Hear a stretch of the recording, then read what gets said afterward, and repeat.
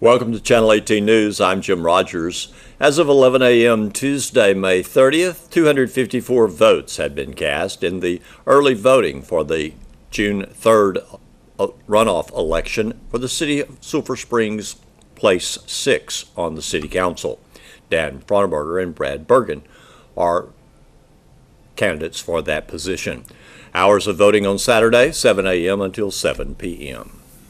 Two Sulphur Springs women were arrested following a traffic stop for a minor traffic violation. A strong odor of marijuana led to the women admitting a marijuana joint was in the vehicle. They denied knowing about the methamphetamine that was found during a probable cause search. However, other evidence cast a shadow over their statement. The marijuana joint was found in a container inside the driver's purse, and a syringe with clear-colored liquid believed to be marijuana was also found in the vehicle. During a pat-down, a glass pipe used to smoke methamphetamine was found inside the bra of one of the passengers in the vehicle. The driver, Sky Lynn Hargett, age 26, of Sulphur Springs, is charged with possession of a controlled substance, penalty group 1, less than 1 gram. The passenger, Crystal Gail Hayes, age 37, of Sulphur Springs, is charged with possession of a controlled substance, penalty group 1, less than 1 gram, more than 1 gram, less than 4 grams, controlled substance penalty group 1, less than 1 gram, and with tamper, fabricate evidence with intent to impair. Texas State Representative District 2 Dan Flynn called the 85th legislative session a busy but successful session. During the session, he served as the chairman of the House Pension Committee and as a member of the House Defense and Veterans Affairs Committee. Flynn navigated the Houston and Dallas police and firefighters' pensions through the session. Both passed. The Texas House gave final and overwhelming approval Saturday to a budget proposal that keeps state spending flat while making significant investments in child protection and mental health care. The budget, Senate Bill 1, appropriates about $107 billion in general revenue and almost $1 billion in the state's Economic Stabilization Fund. Including federal funds and other dollars, the budget totals $217 billion. The mental health care budget provides $300 million for new construction, significant repairs, and increased capacity at state mental health hospitals. It also appropriates $62.7 million to eliminate projected waiting lists for community health services for adults and children for mental health services, and $37.5 million for a new mental health jail diversion program. The budget also appropriates $350 million to increase the contribution rate and address a projected shortfall in TRS care. TRS care is the health care program for retired teachers. Flynn said that without the funding, retired educators would have faced significant increases in their health care premiums and deductibles. In addition, the budget avoids the severe cuts to higher education that were discussed earlier in the session. Motorists traveling in northeast Texas should pay special attention to all traffic control devices and flaggers and slow down when they encounter work on area roads this summer. Texas Department of Transportation officials recently cleared paving to seal coat several projects in Delta, Fannin, Franklin, Grayson, Hopkins, Hunt, Lamar, Rains, and Red River counties. Construction will begin in Rains County on May 31st. The district-wide project is scheduled to be completed by mid-September, weather permitting. It will cost an estimated $8.8 million. Some work times and locations may overlap, and traffic control measures may include some one-way operation during construction.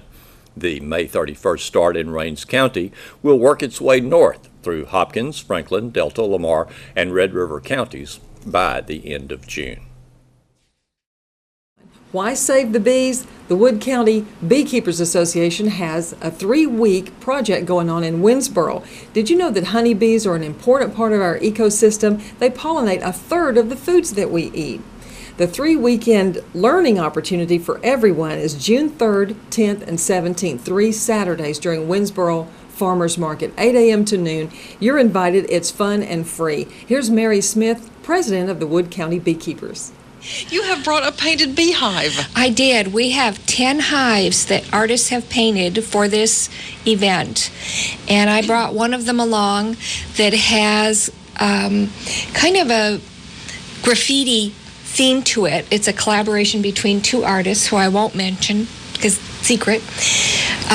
But I saw the hives Saturday when they turned them in. They're all gorgeous. I don't know how we'll pick a winner. Okay, that is that's getting everybody involved in your intention of good beekeeping and saving the bees, which is an Right. ongoing process. Right. Not everybody has to be involved as a beekeeper, but there are lots of things that a private citizen can do. And you're president of Wood County Beekeepers. Wood County Beekeepers, we're about a year-old organization. We meet on the first Tuesday of every month at the First National Bank Community Room in Winsboro. Everyone is welcome. Because it says Wood County Beekeepers doesn't mean we're limited. We have beekeepers from the whole area that come. We encourage people that don't have bees and just want to learn a little bit to come and talk to some other people who are keeping bees.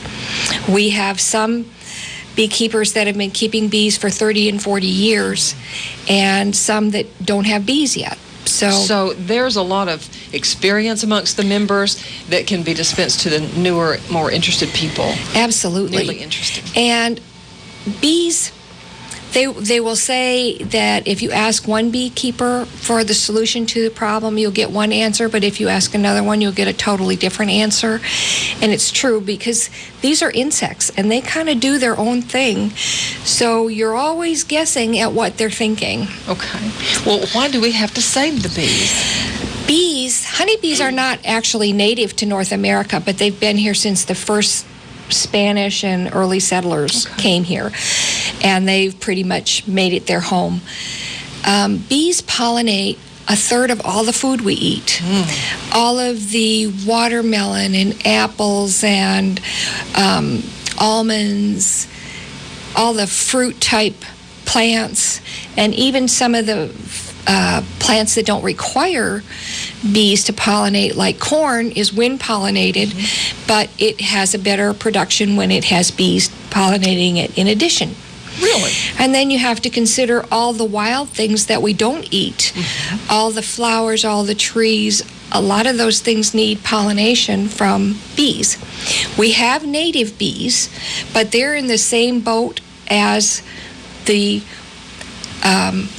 Western honeybee, which is what we raise here.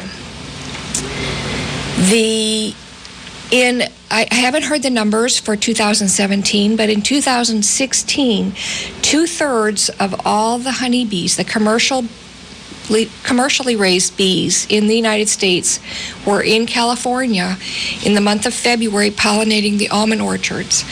And they're planting more almonds, and they don't know where the bees are going to come from.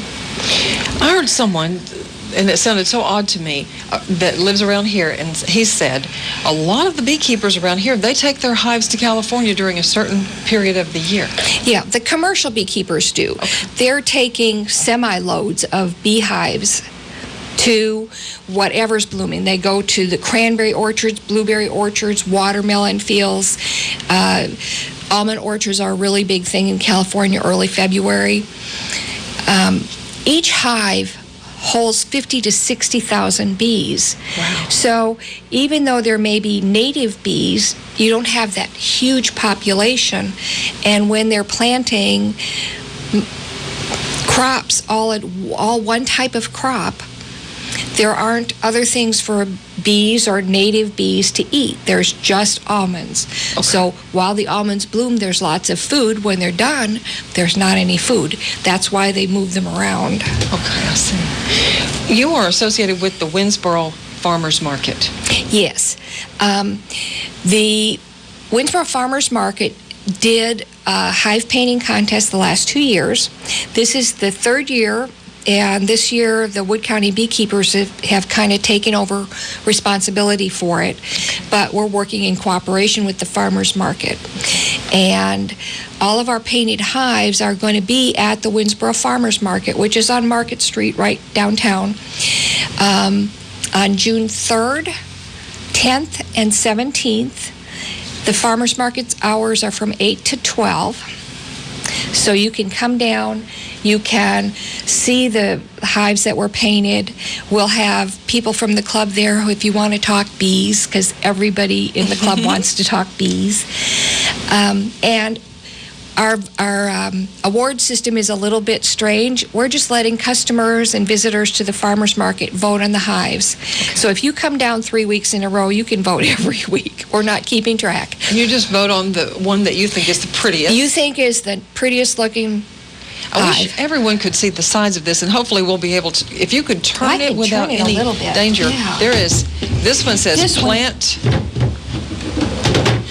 plant these flowering herbs, perennials, and maybe annuals. I can't see down there that far. Yeah. And the pictures, here's the lavender, the sage, the cilantro, the rosemary, all these are drawn and painted as to their gorgeous, floral, yes. looks. And It's just they beautiful. even did a little British theme on the back. I don't know if I can get this God around without save the falling. queen. God save the queen. Look Because at there's that. one queen in each hive. There may be 50,000 bees in the hive, but there's only one queen. Yes. She's the mother of all the bees.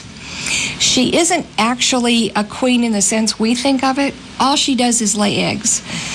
The worker bees tell her what to do. They take care of her. They feed her. They do everything for her. But she doesn't rule. She doesn't make any decisions. That is just beautiful. So this is a standard hive. The artist got it, painted Right. their depiction of what message they wanted to put for people. Right. And it has a nice metal top. You could use this as an end table or a conversation piece. You could use it for anything. Yeah, I mean, it's almost, I hate to say it's almost too nice to put outside for the bees. It is an actual standard hive. It can, you know, if I were to buy one, it would house bees. I would just have to put it closer to my house so I could look at it. But yes, he even painted, I don't know, he even painted the top. Look at that on the metal. Save the bees. Yeah. That's just beautiful. One of your 10 artists. He's one And of so 10 artists, right. people can vote on the first 2 weekends, which is June 3rd and June 10th at Farmers Market, Right. Winsboro, all the morning hours. Right. The third one is going to be devoted to selection. Yes, they can vote until 10 o'clock on the 17th, and then at 11 we'll announce the prizes, and they're cash prizes for the top 3 artists. On the 17th, we're going to have a lot more activities. We're going to have some children's activities. We're going to let them make some bee antenna. And we will have a live hive there from about 10 to 12, which is an observation hive that has bees in it, so people can look through the glass and see the bees. It's always fascinating.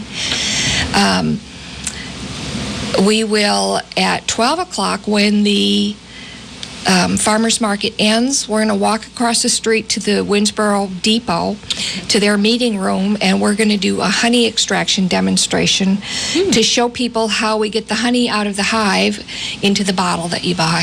Is this the 17th? That's on the 17th, the Saturday. third weekend. Okay, and you can pick up one of these brochures, or you can find probably on the web Yes, site. we have a Facebook page. The farmers market page will have it.